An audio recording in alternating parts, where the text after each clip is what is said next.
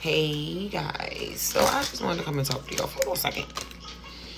So I was just sitting here thinking just like about my life, period. And I really was just thinking like, bro, like I really had it rough. Not like making up excuses, but like I really had like a hard little time. Like, from childhood to when I became an adult. And I sit back a lot, and a lot of the times I think about my mom, or like for instance, I get up in the morning. It's like a routine thing now. Like I get up in the morning and I'll lay in one spot for hours and I'll just like cry, thinking about like my mom, or like, my oldest kid's dad. And it just be a lot just like running through my mind, like, like a bunch of what ifs, like, like what if they were still here, or like how would my life be different if, like, they were still alive, maybe. And I get sad a lot because I feel like losing them was the closest thing I had to like genuine love. And the crazy thing is, I don't want to say it's not genuine. It wasn't genuine. I'm gonna say that was the closest thing I had to unconditional love, and it wasn't unconditional. So it's kind of like, like those people were really the only real love that I actually ever had, and that's coming from my mother and my kids, my oldest kids' dad. And honestly, truly, it's so funny because like I can't even really say that like when it comes to my kids' father, that's what it was. We were kids, like we were young. We didn't know what we were doing. We didn't know what was going on. We thought we were in love. But like even with that, after we broke up, we became really, really close. Like we were like great friends. And I really feel like ever since I lost them, I haven't really had like that peace that I'm yearning for, if that makes sense. Like for some reason I feel like as of right now, I'm content. At one point I was happy. I was kind of like okay with, where I was and like how I was feeling, because I went through a lot when I lost my mom. I got diagnosed with depression and anxiety. I went through like something really, really awful, like personally, like internally. Like I shaved my hair. I was completely bald. I had lost so much weight. As I was saying, I had lost so much weight. I had got really, really, really, really skinny. Like it was at one point I didn't even look like myself because I was grieving. Like I was like going through physically abusive relationship when my mom passed, and I was pregnant at the time as well with a fourth baby, and I was already going through postpartum. Then she passed away, and that just sent me into like a very, very like stressed overload. I ended up having a miscarriage that I went through by myself. Yes. Pushed the baby out, everything. Stillborn. Went through by myself. After a couple weeks after my mom's funeral, and it was just like things were just kind of like spiraling after that. And it's a lot of things that I've went through that don't nobody know, that I've kept like pent up and harbored to myself. And I really do feel like a lot of the times that's why I sometimes tend to come off the way that I do, because I'm just always so defensive with everything, because I just always had to be that way. Since a kid, I was always defending me. I was the only one that defended me. I was the only one that protected me. I was the only one that had my back. Like, that's just what it was. Like, everybody around me just had their own thing going on. And not saying, like, but it's just like, when people automatically see you dressed up and, like, in the best, and they automatically think that you were taken care of to the highest degree. And yes, I was loved, taken care of, wasn't dirty, kept clean clothes on, was fed, had a roof over my head. But I didn't get a lot of attention. I didn't get a lot of like motivation. A lot of the things that actually fucks me up today, like, you know, from like, you know, all like being told, you know, you can do things that you set your mind to, or, you know, having that person to motivate you to get up and finish school, or, you know, I even down to my high school graduation. The only person I remember being there is my grandmother. And you know, it's just always kind of been that way. My mother always had like that, you know, like I'm working or I'm hustling, or, you know, like I gotta make ends meet type of thing. So like she was just always like, you know, doing things to make sure that we were okay. So a lot of the times, like, you know, my grandmother, or sometimes she couldn't make it. Shit, sometimes you was just, I can't speak for everybody, but sometimes you was just on your fucking own. You know what I'm saying? Like, you see Granny when she get home to make dinner. You know how like life be life, and so, you know, everybody tends to kind of like fall short somewhere, not purposely, but, you know, like when you have grandkids, and, you know, you have multiple grandkids that you know, you help and raise, and, you know, you working your own job, and, like, you know, you trying to make everything work for one, you know, it becomes a lot. It just becomes a lot. And, you know, she did what she could.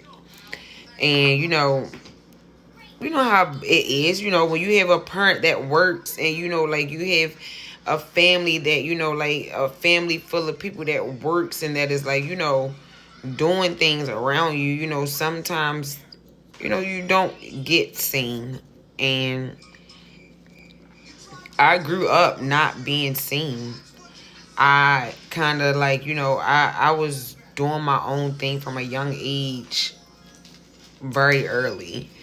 And I ran the street a lot. I got into a lot of trouble. Things that as I got older, I kind of wish that, you know, like I had, like, you know, more people on top of me so I could stay out of, you know, certain things. And, like, you know, I wish that I would have went to college, and like I just had more people on me to, like, you know, give me that understanding when it came to dating and boys, and, like, you know, don't rush, and, like, you know, I just wish I had those things. And I try my hardest to be like that with my oldest child, because, like, you know, like I feel like she's very intelligent. I feel like she's very beautiful. I feel like she can put her mind to anything she wants to do, and it can be done.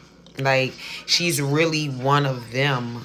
And it's hard when you're raising a teenager, and like you're trying to instill the things that you always want to instill in you into them. But at the same time, you know, you're going to make mistakes because you kind of didn't have that growing up. And honestly, truly, like, my grandmother did everything that she possibly could for us. My mom as well. But as I said, life be lifing. And it's just like, you know, nowadays it's like you can't really tell the kids too much of anything because they think they know everything. They know more than the adults these days. But let me tell you something. I know for a fact that if my grandmother was here, and what I'm going through right now as a parent, it would not be happening. My grandmother would have her foot so far up asses it wouldn't be funny, because that grown kids and the, like, you know, talking back, or the, like, you know, the rolling your eyes when an adult asks you to do, but that talking back or stomping or huffing and puffing, or the rolling of your eyes when an adult asks you to do them a favor, like, it never went on in my household. Like, we were, like, you were always taught, like, in here you're gonna respect these adults. Like, I never was the type that, like, I was always scared for a very long time, and still until my grandma left here, to ever talk back to my grandmother. You, like, even when it was times where I felt like I wasn't in the wrong, I just would never. You understand what I'm saying? And it has always been like that when it came to her. Like, that's my grandmother, you know, like, I would never. Of course, you know, like, you know, when you get older, you have disagreements with your parents. That's your, you know, that's your parent. It's a lot of things you're going to do with your parent that you would never try with, you know, another adult. But I do feel like, you know, back then when I was growing up, it was other adults that enforced your parents' word. You get what I'm saying? Or enforced your guardian's word. And it's like nowadays, when you tell your child to do something, they got so many other people around them that they telling your child to go completely against your word. And it's nuts because it's like, as adults, I don't understand it. Like, me as an adult, I don't even got to know the backstory. I don't even got to know what's going on. But if I hear an adult say something, then that's what it's going to be when it comes to the child, regardless of what the situation is. Because at the end of the day, you're the child, that's the adult. But these kids got in their mind that, like, they don't gotta listen unless you buying them designer, you know, or unless you doing exactly what they want you to do. You know, like, if you're not down with the Joneses, what you say don't mean anything. It's just like everything is working off of social media, or, you know, designer, or, you know, they worried about what other people have. And it's like these kids are literally out here losing their minds, okay? And I just don't understand how, as the adults in the community, how everybody is not coming together, letting these kids know that this is not what it is and it's not what it's going to be. Like, the economy that we living in right now, it's too much going on to be lenient on these kids. It's too much going on in the streets to let these kids run around all times of the night, be out all hours of the night, just doing anything. It's just too much going on. And I honestly just feel like ever since the matriarchs of my family have left, it's been a shit show that I won't be a part of. Like, where's the backbones of these adults? Start putting foots in kids. But as I was saying, foots need to start going in these kids' asses because they too grown. They disrespectful. They have no rules whatsoever. They don't have no responsibilities whatsoever. They just get things handed to them, and it's ridiculous. Like, a lot of that stuff, when I was growing up, things being handed to me and, like, never having to really work for anything, not having chores, not having responsibilities, that really fucked me up as an adult. No lie. It really did. And it took me a while to get out of that mind frame of things had to be given to me. And, you know, like, working hard for things. And honestly, that's what I try to instill in my kids. Like, my kids are great kids. They are.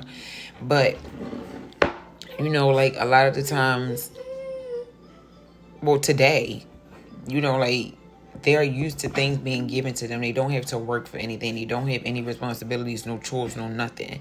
And honestly, I just feel like the times needs to get back to when we were growing up, how we were raised, you know, like, enforcing what adults say and rules, and, you know, like, kids being, you know, like, obedient. And not saying that, like, as in, like, animals or dogs, but, like, I just feel like this soft parenting is getting too soft.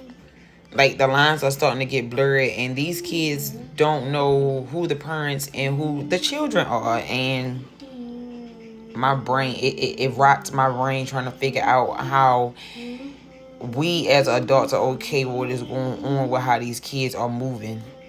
It's nuts to me.